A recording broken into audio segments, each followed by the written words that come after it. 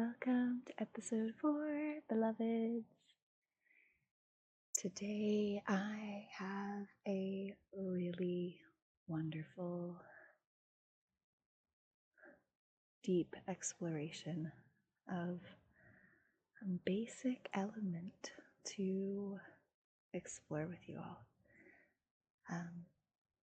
My guest is Veda Austin, and she has a wealth of information and research on water and its beautiful properties and its intimate nature, how it speaks to us, how it can speak back to us, the intelligence interwoven into every one of our beings. This is such a rich treat. The realization, the understanding, the reckoning to this awareness is intense and beautiful. It takes a minute. It's a lot of information. If you've never heard of her work or anything that she talks about, you may kind of have a lot of skepticism. Totally understandable. But she's got research, and she's now being asked to be published in scientific articles, and her research is becoming very sought after by many people, and I hope you really enjoy it. I am just ever amazed. I have come across her over a year ago and have been just intensely astounded every time I hear her speak. And she has new research all the time that she brings and offers, and it doesn't ever cease to be incredible. It never ceases to be eye-opening, expanding, enriching in every way, shape, and form. So I hope that even though it may be your first time exploring the ideas that she brings forth and the information that is stored in what she brings forth, I hope that on a deep, deep level, your cells are ready and are excited and receive this new information and just welcome it completely with an open heart. So with such a big entrance, Veda Austin, here she is, and I hope you enjoy. Thank you for listening to the Sacred Nectar podcast.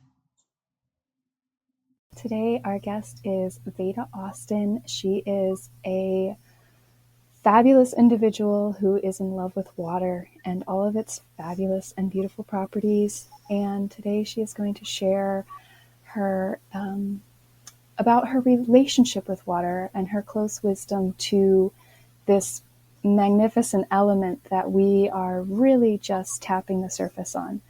So welcome, Veda, and tell me about you, and how did you even cross this to fall in love with it and share it with us?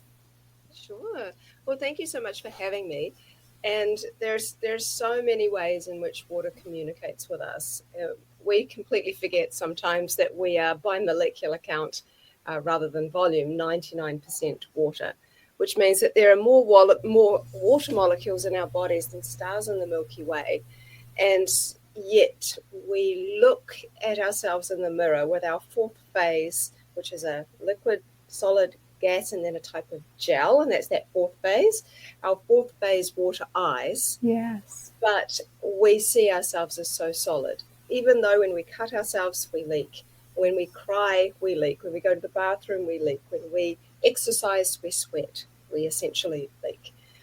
We are so much more bodies of water than we really consider ourselves to be. So when it comes to relationship, I think sometimes just starting to really become aware of just how much water we are helps us to begin a relationship with water. But mine started, there's a kind of twofold way that mine started. But I think because we don't maybe have quite as much time to go into the long version, the shorter version is that I was extremely curious whether or not water could in fact store information in some way. And 9.5 years ago, which is when I really began this journey as a water researcher, I was I had only a handful of people's work to look at in the area of water storing information. So one of them, his work has unfortunately been really not accepted by the scientific community at all, but that is Masaru Emoto.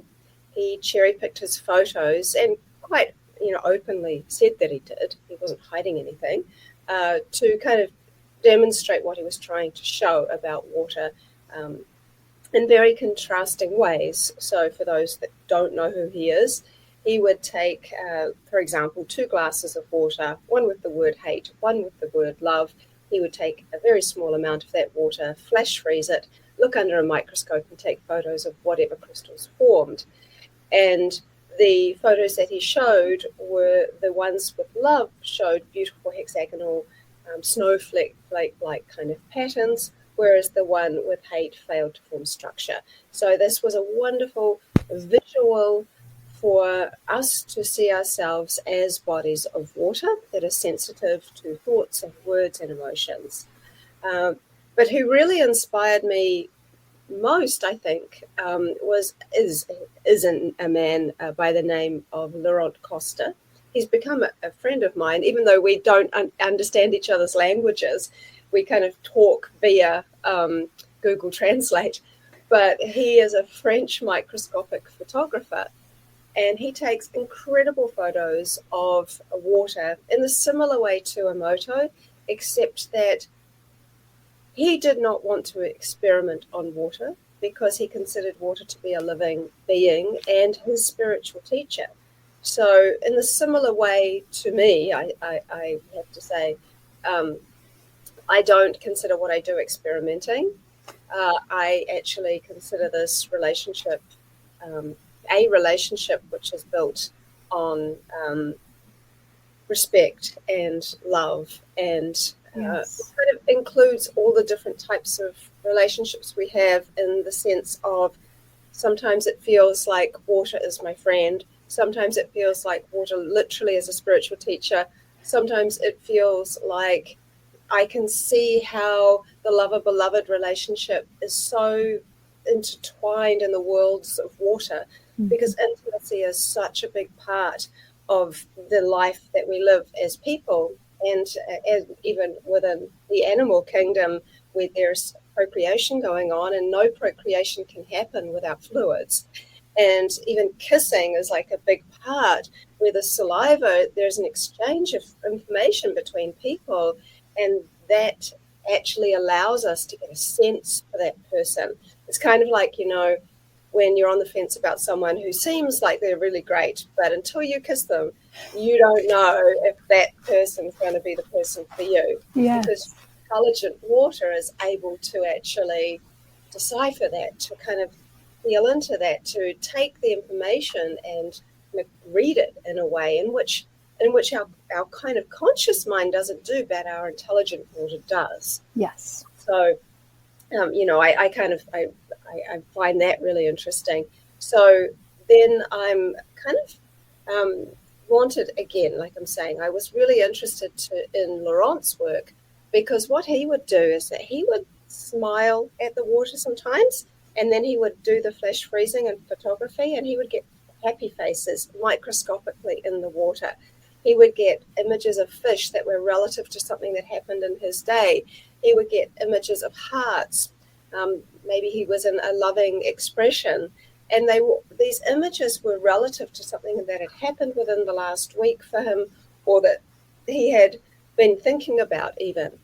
So I found his work very, very compelling because I'm very visual artistically. So rather than seeing geometries, which of course the whole world and universe is made up of, Yes. but for me personally, I like imagery because when I see a smiley face, there's a human reaction to a smiley face. It kind of makes you smile. And you're like, wow, there's a reflection somehow of me, because we tend to do that as humans. We are looking for the human in animals, even in things. Like there is a YouTube video that's done several rounds now of this sloth, and I love sloths, of this sloth, and this man picks the sloth up from the road, and he carefully takes him back and he puts him on the tree, and the sloth turns around and turns his head and kind of waves, and because it's a very human thing to do, it makes us feel, oh my God, he's acknowledging me, Yeah. And so it's a very interesting one, because in the movie The Life of Pi, the tiger that this boy has this bond with, and they have this mutual respect for, when at the end, no one's seen, I'm not ruining it for them, but the tiger, they formed this bond, and the tiger didn't eat him, and they finally get to this beach, and the tiger just runs away, and the boy is waiting for acknowledgement, waiting for the tiger to say goodbye, and it doesn't. And even I was watching, like, he didn't even say goodbye, because we tend to do that as humans, and it's our nature. So it's a very interesting one. So I looked at that work and thought that was phenomenal. He also got geometries and things like that too. But a lot of his work was interesting because it was very picture-like. There were very clear images.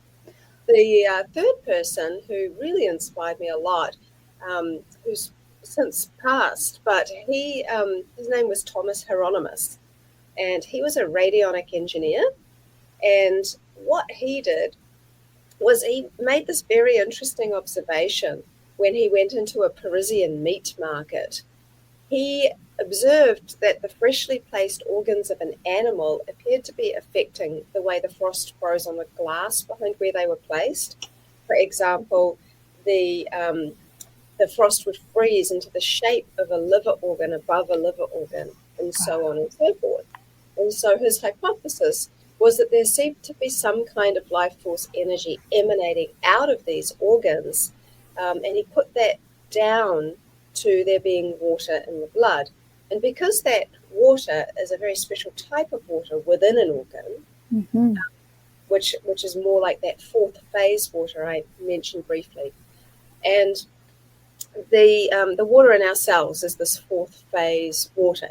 It has different properties. For example, it is more viscous. It has a more naturally high pH. It has the ability to store more light, which is really important. And it kind of works as the internal battery of our cells. And it also has negative charge, which is a really important piece, because all healthy cells, they're negatively charged. So what was interesting is, like, he's looking at these organs and going, well, how is this possible? And so he was thinking, well, there is this information that's in the water that is held because it's held within an organ. And so it's that kind of blueprint of that organ. So each organ actually has its own signature sound. And just in like cymatics, water moves to certain sounds and creates certain patterns. Yes. So there is a signature sound in that organ that then holds the signature blueprint of the health of the organ, and the water knows that. So it shared that information with the water in the air, and the water in the air was so cold, it froze into the blueprint shape of the organ. So I found that really interesting, and I'm like, okay, well, Hieronymus's work was great because I could see he was working and seeing, not working, but seeing that this was macroscopic. He could see it with his naked eye. And Rudolf Steiner also suggests that look at the frost patterns that form on a butcher's window compared to that of a florist's. They're very different. Yes. And so I knew that the secret was in the freezing, where the unseen became seen. So 9 and a bit years ago now, I didn't have a microscope, but I did have a glass petri dish, some fantastic water that had helped heal my body. It was spring water from New Zealand, and my imagination. So I got my glass petri dish and I put some spring water in it. And my idea was I was going to project a thought into the water because it seemed like a good idea. So I was holding the dish and there was a bit of fluff floating around in the water. So I was like, oh my God. So I put my hand in to take out the fluff, consciously thinking, I wonder if my hand will have any impact on the water's quote unquote memory, because I didn't know if it was a real thing. Mm-hmm. So I thought, oh, that'll do. So I put it in the freezer with like the peas and the broccoli and the ice cream and all that. And I forgot about it. And a few hours later, I came back to it. And I'm like, oh, yeah, that's right. I should look at that petri dish. So I pulled it out and I held it up to the light and I took a photo of it on my iPhone. And the photo I took has literally launched nearly 37,000 photos of water responding in this incredibly intelligent way. What I saw that took up half of the petri dish was 10 centimeters diameter. I'm sorry, I don't know what that is in inches. And essentially the size of my hand. So it took up half the size of that dish was a hand, an image of a hand in the ice. And it was so undeniably a hand that it kind of freaked me out. And it wasn't just any hand. I inherited my mother's slightly crooked fingers on either side of my middle finger. And on either side of the middle finger in the picture, the fingers were slightly bent. Now, it looked a lot like an X-ray of a hand. And when I showed my son and asked him what he was, and he didn't know what I'd done, I said, what does it look like to you? And he said, looks like a creepy hand, Mum. And I'm like, yeah, it does. It does. And I thought, or maybe this is just some crazy coincidence. And so I went down to the sea because we lived by the ocean at the time. And I got a thin layer of seawater and I froze that. And I was nervous to pull it out to see if there was anything in relation to like sea life in the dish as an image, then maybe this was actually something real. So when I took that out, I got this amazing picture of a fish. It was had gills and fins and a perfectly round eye and the shape of the fish and its tail, and everything was there. It looked slightly different texturally because seawater looks different than fresh water, but it was remarkable. And so then my freezer really became my most used household appliance, and I just did this over and over and over again. And after about a year, I really started to, and so people know, for the most part, the only times I wouldn't, and even up until now, the only times I don't see imagery is if I'm really dehydrated or if I'm just in a really annoyed, frustrated mood and somehow think it's a good idea to do crystallography, of which water just doesn't play with me. And it's because I don't believe it resonates at a lower frequency like that. Yeah. It's not a judgment. It just doesn't play there. Right. And so because I was always so astounded and always in this kind of curious mode of like, oh, what if I do this? And what if I do that? And it was kind of like the very early stages of a relationship where you're just getting to know somebody, but before any intimacy has really happened. It was a very getting to know you stage where water was showing me what it could do. And I was learning about what that meant to me. I was learning about the fact that, is it that my consciousness is impacting the water, or is water actually has a sovereign voice? Is water choosing what to show me? Do different bodies of water paint, so to speak, differently in the petri dishes as they freeze? There were so many questions that I had, and yet I kept seeing image after image after image. But within about a year, I started to learn about Dr. Gerald Pollack's work with fourth phase water, the book called Fourth Phase of Water that he wrote. And as I've mentioned already, some of its characteristics, he also talked about water, this fourth phase water, kind of being in the stage between liquid and ice and liquid, these in-between stages. And that really interested me because I began to think, what's happening in my freezer? How is the water designing? My freezer's not see-through. I can't see how it's happening. Would the observer effect change the way in which it's designed by someone watching it in the dark? Often the most amazing things happen in the dark when no one's around, like conception. Yes. Like when the sperm reaches the egg, it's in the dark, nobody's watching, and there's a flash of that happening. Yes. Would this water be impacted by my observation of it? And so I despite all of those things, I did it, and I just opened the freezer a lot.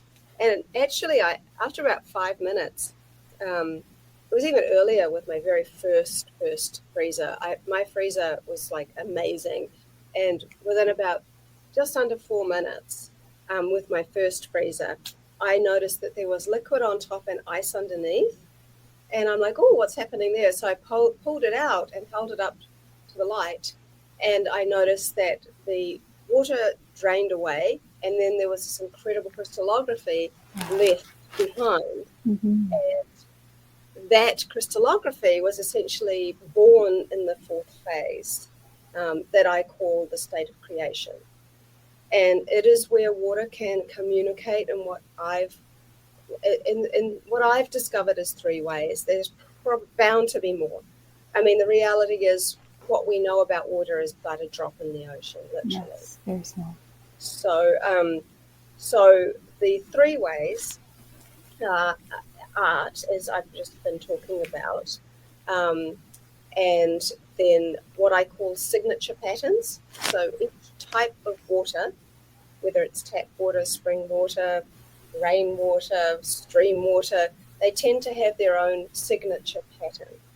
So for those that can't, for those that are just listening and they can't see what I'm talking about at all, rainwater forms like a kind of fanning pattern where there's lots and lots of the legs of the fan that kind of turn and they're slightly curved.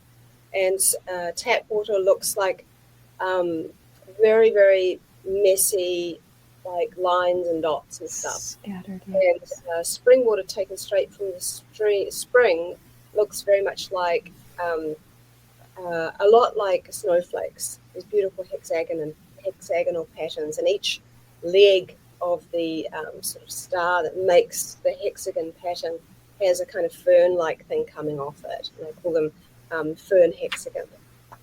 So as water starts to degrade from the mouth of the spring and down further and further away from its source, you can identify that the patterns start to change and either completely change shape and degrade. So there is interesting stuff around that. And another book that people might be interested in is one by Theodore Schwank, his name, and he wrote a book called Sensitive Chaos. He used something called the drop method to basically, there was a drop of water is dropped, they use a way in which they can photograph that drop as it's splashing, and the healthier the water, the closer it is to the mouth of the source, the more complex and beautiful and symmetrical the patterns of that splash will be. The further away from source it gets, the more disordered the splash becomes. Wow. And that's in alignment with what I've done, where I've taken water from source in this incredibly large, beautiful hexagon shape, and then observed it after several miles, and then miles further away, and then miles further than that, as the hexagon starts to lose all of the complexity within it, becomes like just an empty hexagonal pattern, and then starts to kind of degrade. Wow. So it's interesting to observe how water shows its journey. And then the third way is what I call hydroglyphs, and this is something I've been working on for the last 4.5 years, which has been getting some attention from some super science world because science loves repetition so much. Yes. And so this is work that I've spent a lot of time, and because there is so much repetition and test work that needs to be done to show that water can design in the same image more than once. It does. I've only got 35 of these hydroglyphs that it's taken in 4.5 years. But to say I have one, I need to have essentially used a word as an influence. I say to everyone that water doesn't read words, but it reads the energy of word. So it doesn't matter if I write that word in different languages. It can sometimes very slightly look a tiny bit different when it's done through sound, because everyone's accent's so different, but the written word is very clear. And so I've found that when I write a word and then I put my petri dish on top of it for 30 seconds, I remove it, and then I use my new technique that I just mentioned, where I'm looking for liquid on top and ice underneath, and then I tip the water away and I photograph what's behind. It gives me a much more three-dimensional, clear image. There's so much light coming through. I call it the first freeze because water freezes in layers. And a wonderful man called Stuart, who's in my private Facebook group for people actively using my technique and doing this work. So it's not just for me. There are hundreds of people now that I've taught around the world doing this. He was able to figure out a way to capture a video as the water's freezing in the freezer. Wow. And he was able to take a wonderful video which shows these three phases of ice starting to form. You see that first freeze, it just comes in immediately, and it actually happens really quickly, within 30 seconds. If you're doing this outside in like somewhere really, really cold, like someone that also works with me, John, I'm very jealous, not really, but like I am a little bit. And he lives in a place where he can just go outside and watch his dish freeze. Wow. And so, he's able to do that. So as it freezes, he still tips some of that water away, and then he's able to see it. But he's able to film that. But what's great is that Stuart did this one in the freezer, where it basically, you see the first freeze happen. And in John's situation, who lives in that place, I can't remember the name of it, somewhere in America where it's freezing, it can freeze in 3 seconds. Oh, wow. The whole dish, 3 seconds. That's how fast it can be. In the freezer, depending on your freezer setting, it's usually around about 30 seconds. And so this guy Stuart saw the first freeze, and then you see the second freeze kind of wash over that first freeze. So you lose some of the structures that you see on the first freeze. And then there's a second freeze. So first freeze, very quick. Second freeze kind of washes over the first freeze. The third freeze comes over and starts to have a much more thicker, bubbly aspect to it, and it takes over the whole dish. So when you actually look back at my original work where I was getting imagery, I'm astounded that I ever got imagery the way I did. It seems like a water must have really, really tried hard to communicate with me in this picture way, because I look at how ice freezes now, and I see how cloudy it can become. And once that wave of that third freeze happens, and it's remarkable that I got the imagery that I did. So the wonderful thing about this communication, if you will, is that you will see one of them. And I think that it's really important when people are beginning to learn how to do this work that we go into this as forming a relationship, because a lot of people just expect water to do something just like a machine. But water is not a machine. No, it's a living entity. It is. And Yes. I feel like the more I study water, the more I'm starting to think that, in fact, we don't really know anything much about water. And because there is no life without water. Mm-hmm. And there is this whole idea that, that somehow we can, it's not an idea, I've seen it, where people have suddenly become more and more cut off to the fact that we are part of nature, Yes. and that water plays an integral role in the workings of life. And it's interesting because when working in hydroglyphs, um, I have a hydroglyph, which is, again, I'll just repeat, it is a symbol that's formed in the ice that I can recognize because I have repeated that word influence at least 50 times to say that I have one. So it's not random, and people around the world with different water sources and all kinds of stuff are seeing these hydroglyphs. Now, these hydroglyphs also have layers of meaning. They're not just so linear as we might be used to in our kind of communication with verbal language. They're much more like hieroglyphs in the sense that they are like visual images that have very deep conceptual meaning, and they weren't designed to be spoken, but were designed to be felt and Right. seen. And that is a difference. In saying that, we're very good at doing that. Yes. People might not think so, but the new age, like hieroglyphs, are emojis. And a lot of young people, I sound like an old fogey now, but a lot of people much younger than me can have an entire conversation with emojis. So, Right. it's like we actually know that someone might write a message, I'll meet you at the shop at 2:00. But at the end of the message, they'll do a kissy face and a heart. And when we read the kissy face and heart, we know that that is a sentiment that is we're meant to feel. That's just a sweet kind of thing. If somebody does that every day and all of a sudden they don't do it, then you go, what's wrong? They're not there. Yeah. And so we know very well how to read symbols and how to read pictures. We do it all the time, more than ever before now.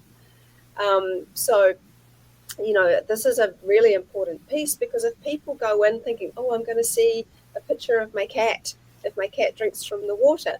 Well, I mean, I've seen that lots of times, but I've also seen an image of like my cat's tongue, Right. or I've seen maybe his paw, or I've maybe seen hydroglyphs, which actually are telling me what my cat was thinking as it was drinking it.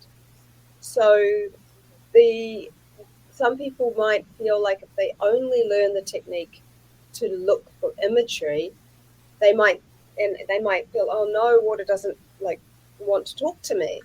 But actually, quite often it will communicate through these very, very complex hydroglyphs. And if you don't know them, if you don't know what they look like, you could completely miss it, and you could be missing such a wonderful kind of communication between the two of you.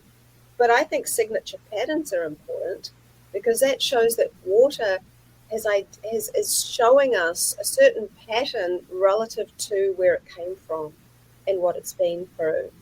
And I think they're vital, just as much as I think the work I've done with egg albumin is also very, very important. So I found that through all of the work I've done with imagery, it's been very fun, because I often say, like, art is the heart of water, and water loves to design artistically. And for anyone listening that's never heard and think this is a load of codswallop, so I've had some suggestions from Dr. Jerry Pollack, who's one of the world's leading water scientists in the world, and he has said to me years ago, well, why don't you do a survey, a blind survey, where you put 25 of your images together, and you get someone else to basically share this survey around, and the survey is, please, what does this image look like to you? So people don't know what they're looking at, they don't know it's water or ice, they don't know anything. So I did that, and 298 people filled out the survey, and 85% of the people could recognize the images based on what their influence was prior. Like a hand, it looks like a hand, or a dog, it looks like a dog, or a leaf looks like a leaf, or whatever. And out of all of those 25 images, there were 3 of those images where 100% of people recognized the images. So they are not random. Plus, I just spoke at the annual water conference in Germany, which is a conference for scientists and biologists and physicists about water. And I was the last speaker of the event at the banquet. And I spoke about all of this, and I spoke about how other people now are getting amazing images, and I shared a bunch of those. And I also shared about my hydroglyphs. And after I spoke about the hydroglyphs and gave 64 examples of a bunch of them, I was invited that I write up that as a scientific paper, and 3 people offered to publish it. So I think when you see the work, then you really understand why people are taking it like seriously. But I always come back to the fact that for many, many years I worked as an artist. I was an oil painter. So I see the world from a very artistic perspective. Therefore, I think water plays with me in that way because it knows me. Yes. I think it's interesting because there's another artist I work alongside, because I have a little team of people working with me, and she's also an artist, and she often gets art, whereas a lot of the people who are more mathematically minded, for example, that I'm terrible. I have number dyslexia, which is only with numbers but not with words. Oh, wow. So when I see numbers, I move them around at the end. So if it's like 2, 4, 3 or something, I'll often say 3, 2, 4 or something. I'll move them around. So I always have to double check. And so, you know, but those people with a more logical kind of like mind, they tend to get hydroglyphs. So it's often really interesting. So I get both, but I think I love it when water shows me artistic expression because I really appreciate that. However, the art is a little different than the hydroglyphs. Hydroglyphs are recognizable symbols. They really don't vary much at all. Whereas art, you know, I mean, art is one of those things where I can do the same, like the sound of Om, for example. I've seen that one loves to design in these rings that look like rings of a tree for the sound of Om. But each one is just fractionally different. So it's kind of like you put a bunch of artists into a room and you all told them to paint a cup. Yes. And like, well, everyone will see, you'll see a cup, oh, that's a cup, but it will be slightly different. But the subject is the same. So with the art of water, it's a little bit like that. But my technique I've called collective molecular photography because I think the water molecules are working as a kind of collective to design, at least the ones of which are part of that first freeze. So I think of this first freeze like a glue and glitter picture. There is like a piece of paper, and when I was a child, my teachers gave me a piece of paper with a glue stick, and you draw a picture with the glue stick, then you get the glitter and you sprinkle it on, and then you shake the remaining glitter away. So your conscious expression or your inspiring influence prior to freezing is the glue. Mm-hmm. And the water that attached itself to that glue is the first freeze. And then the water you're tipping away is both the second and the third freeze if it was able to be frozen. Mm-hmm. So if you don't tip that water away completely, and you can actually give it to plants, they love it. But if you tip it away and tip it into another petri dish, it will give you a secondary layer of information so you can kind of carry on the conversation, which is really interesting. Yes. And I've discovered that there is a lot of, like I've done lots of work to see if like spring water can influence tap water or whether tap water influences spring water. So, for example, I'll put tap water, which I already know its structure, its signature patterns. It's one of the reasons I bang on about signature patterns being important, because if you don't know the signature patterns, you won't know if your water's changed significantly. Right. So using tap water as your control, I hate that word, but people know what I mean. as your control, then you know, okay, I know it looks like this consistently. So when you put it in a singing bowl, for example, and then freeze it, you'll see that there's been a structural difference, but there's been no chemical difference.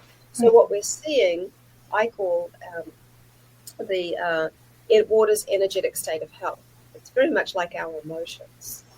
Um, and so when it comes back to the signature patterns, it's kind of like taking the tap water, which you know the patterns of, putting it next to spring water, which you know the patterns of, leaving them together side by side overnight, and then freezing some of them, like some from the cup. Then what you get see is that there's been an improvement in both. Wow. It's really interesting because it's not that the tap water is kind of like someone who's not well, Right. and the spring water is kind of like someone who's well on many levels. Vibrant. Yes. Exactly. And so a lot of people have it's exactly the same with the egg albumin.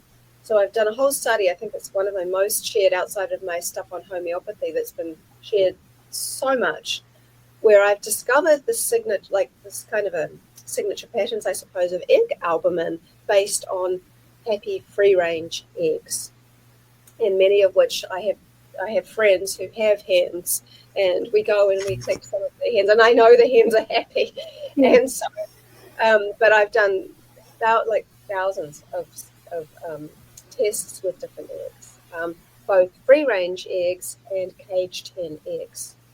And free range eggs, if they're fresh, form 6 patterns that I've identified.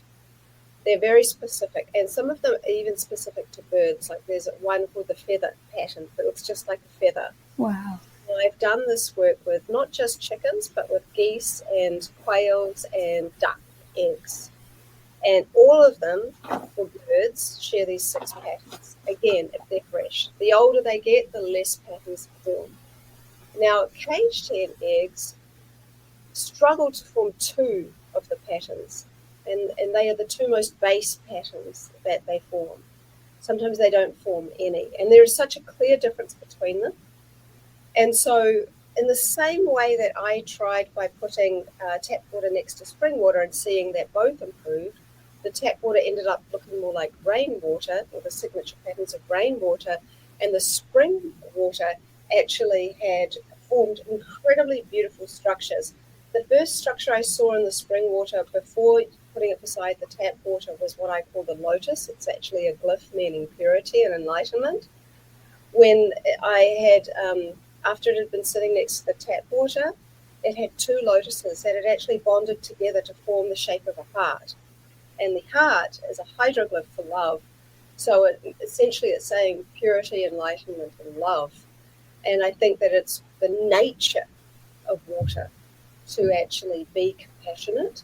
And when it has an opportunity to be compassionate, it is improving itself. So when I put this kind of concept together with the egg albumin, and egg albumin is essentially a part of the egg white. It's not the whole egg white. There are 2 parts to the egg white. This gloopy part, this gelatinous kind of part that we see if we're cooking, but then a thinner part, which is more like sort of watery saliva. And I only use the thin part to freeze. And so when I put the free range egg beside a caged hen egg overnight, I noticed that the free range egg stayed beautiful and the caged hen egg actually started to improve its structures. And over thousands of images, I'd never seen caged hen eggs do that. So I shared that on social media, and of course, people who can be quite cynical with age, age, I guess, happens like that sometimes. They said, "Oh yeah, but what if you surrounded it by like bad eggs, so to speak?" So I did that twice. I put a caged hen, a free range hen in the middle, and I already knew its patterns. And then I got a whole lot of caged hen eggs from the same batch, and put them around the free range egg and left them overnight. And what I noticed that there was healing by proximity. The caged hen eggs that were closest to the free range egg all changed so much that I could not hardly identify them as caged hen eggs any longer. They looked like free-range eggs. And the further away they got, they still improved, but not as significantly. And I repeated that only about 3 weeks ago, and I got the exact same results. So it's a very, very interesting, because in that primordial stage, it's like what we're seeing is literally, and I think it's even more interesting because I've done this with eggs that have been fertilized and eggs that haven't, and they are the same. Which then you come down to what came first, the chicken or the egg, or maybe it's the water. Maybe it's actually in this primordial kind of soup of patterning that allows for potential of life and form of life, which ties in with Rupert Sheldrake's work with morphic resonance. So it's really an interesting phenomena that is happening, and I think that it's actually more natural for, especially in this early kind of primordial time of creation, that nature would want something to be improved rather than degraded, because we see in nature that the weak tend not to survive. Mm-hmm. And so it doesn't surprise me at all that the caged hen eggs sought to be improved, and it was natural for the happy hen egg or the free-range egg to actually impart wisdom. So this ties in too with the work from Luc Montagnier, who recently passed. He won a Nobel Peace Prize for discovering AIDS, very, very serious scientist, but was unfortunately kind of not completely ridiculed, because there were a number of people that took him seriously with this, and it has been repeated. But he did this work with something called, it's just nicknamed DNA teleportation, where essentially he had a coating of DNA in one test tube of water, and then one test tube of water sitting right beside it with nothing in it. And it was exposed to a very low frequency and ambient light overnight. And when they put some powder or something in the water that had nothing in it, they discovered that there was a sequence of DNA that was virtually identical to the one that was right beside it. And so it was quite remarkable. Yeah. And yet I think sometimes fact is stranger than fiction. And so that ties in perfectly with what I'm seeing, even down to homeopathy, where I've seen that when I put a drop of very high diluted homeopathic remedy into the water, and I use spring water, not distilled water, and the reason is because spring water I consider to be kind of like an active participant, whereas I think of distilled water more as an observer. And the fact that spring water is, especially if you've just collected it, it's still more like a human body. It has minerals, it has salts in it, it's been moving and vortexing. Yes. This is what happens in our bodies. Right. So I wanted to see more how homeopathic remedies would respond to something that is more human-like than distilled water. And I can get into the observer effect much more, because that ties into a much more spiritual aspect that I'm really interested in. But with the homeopathic remedies, I started to see that many of the images that resulted looked a lot like the original plant. And so I've repeated some of those, about 4 of them, not many, and I'm seeing there are very, very similar pictures, patterns, using the same remedies. So that's interesting, because there's not a lot visually out there for homeopathy. But someone asked me, why do you think that the higher the dilution of the remedy it is, the more powerful, more potent it is? And I think that leads me into the more spiritual aspect of water that I love.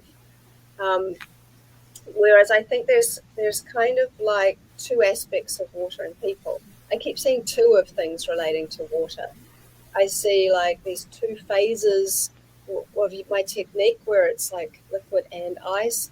I see these two types of water, an egg white, where it's gloopy and it's thin, and even the word in my language, my dad is Maori, so in the Maori language, there the word wairua means spirit. It means two waters, the spiritual and physical. And so I tend to come from a very multifaceted perspective when it comes to water. I think there is the science, then of course there's the art, and then there is consciousness or spirituality, however you feel most inclined to say that. And um, and we couldn't even be having a conversation if we were not conscious. The science really struggles with what is consciousness. There is that aspect. Is consciousness our thoughts? There's a big question right there.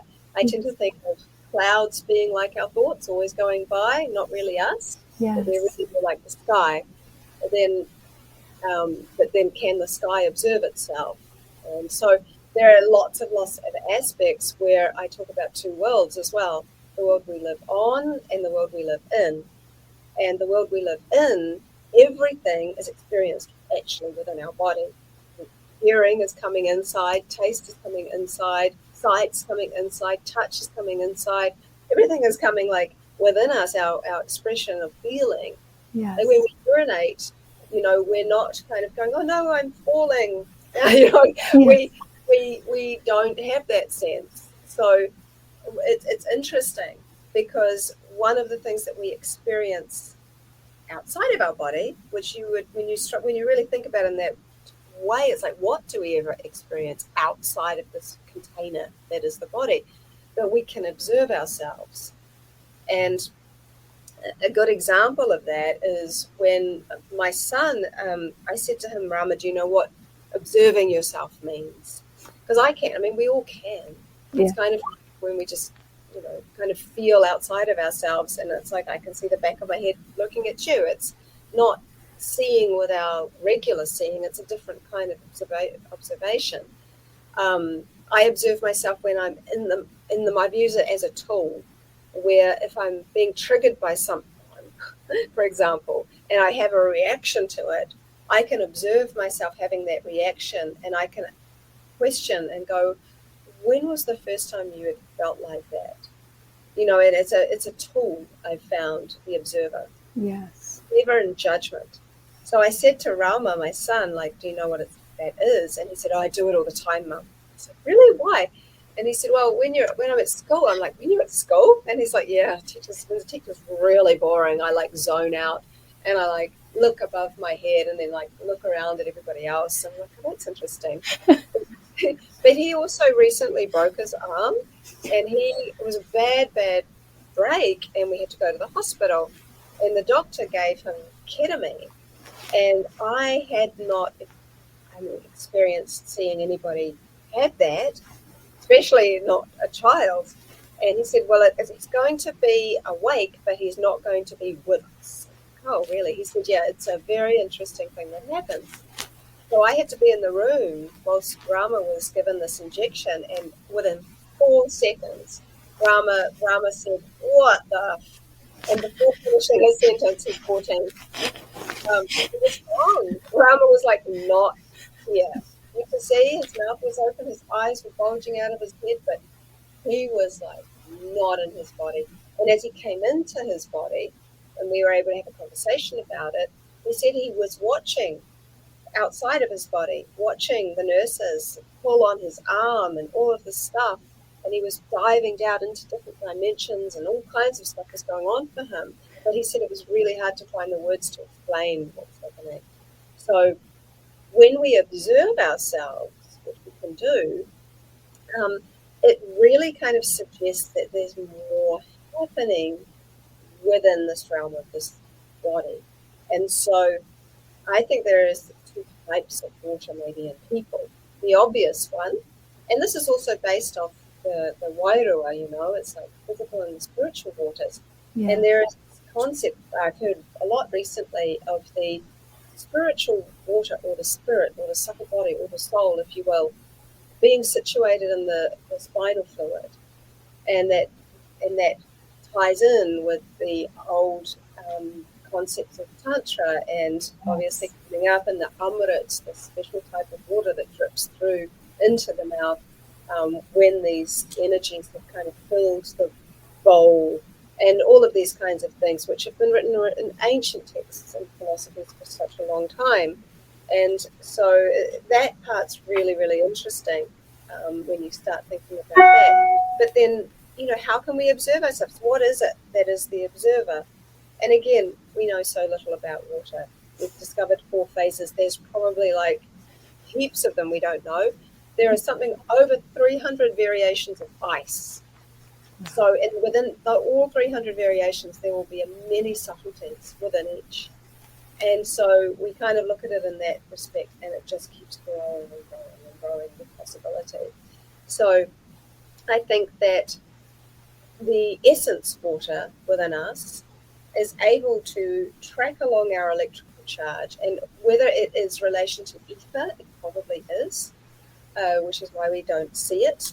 But I think it could be also a gas that's able to go from a liquid to a gas, perhaps, or maybe it's always a gas, or maybe it's something ether. But either way, there is a relationship it has to water, um, or the aspects of hydrogen, perhaps.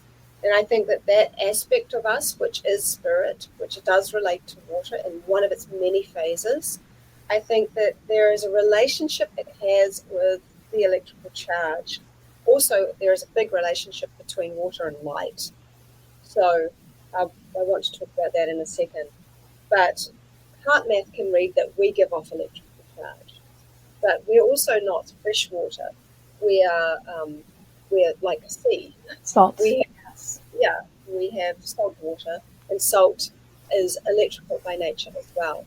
Yes. So we are literal walking liquid crystal solar panels being charged by the sunlight and by infrared light. And so we have this kind of like aspect where we can observe ourselves, but like also we can observe ourselves when we're dreaming in the dream state. So when I was asked, is water conscious, or is our consciousness affecting the water, I thought, well, when am I not conscious? So I did this whole like study for 3 months, where I basically put a petri dish of water beside my bed, and invited the water to capture some part of my dream. And then when I'd wake up, for the dreams I'd forgotten about, these were the ones I used for the tests. Because you know how we can have our memory jogged by certain things? Yes. Well, when I would see the images in the ice, they were so clear, they would literally jog my memory of the dream. And so, Fascinating.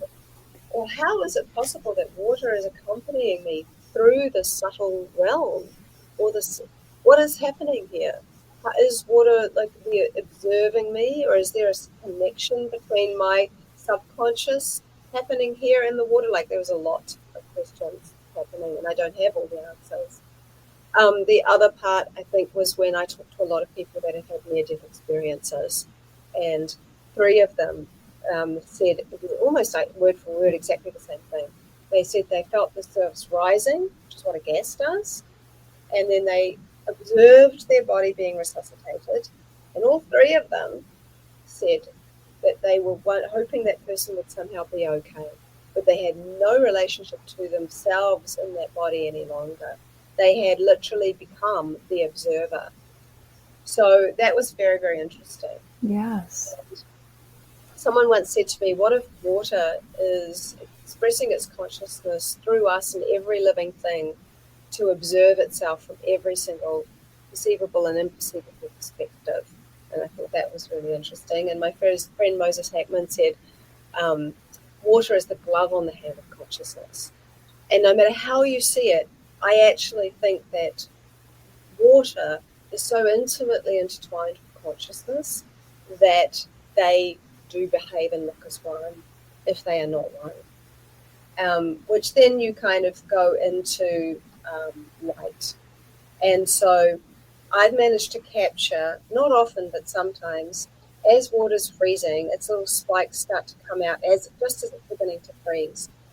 And I managed to capture this kind of a light like a halo around the very edge of the spike that starts to come out as ice. Wow, wow, wow, wow, wow.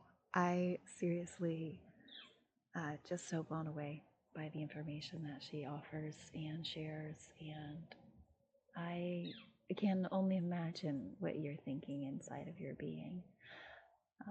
Probably a little bit of she's on another planet, this isn't real, and a mix of could this be? Could this really be? And the science is there. If you visit her website, you can see so much of her work and her information there. She's plenty of workshops, and she's been speaking at world renowned science gatherings and sharing her wisdom. Um, as she mentioned, sadly, this podcast got cut off, and it was meant to be a sweet bit longer, and it wasn't.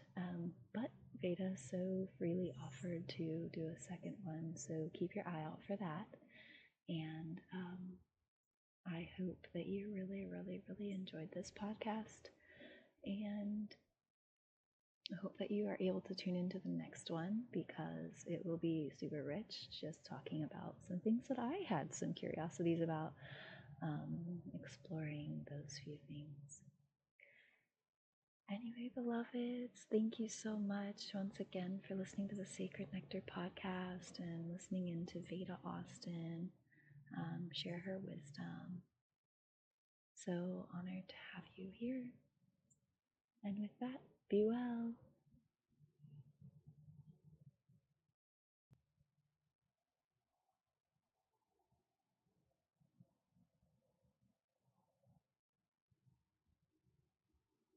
Abounding in love, rich and love, abounding in wealth and grace,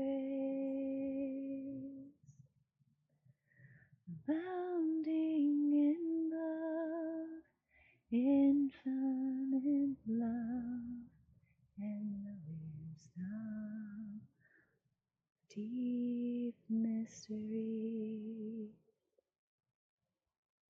What an exploration of love. Each breath we take, what an exploration of wisdom is ours. What wealth and abundance, what marvelous riches are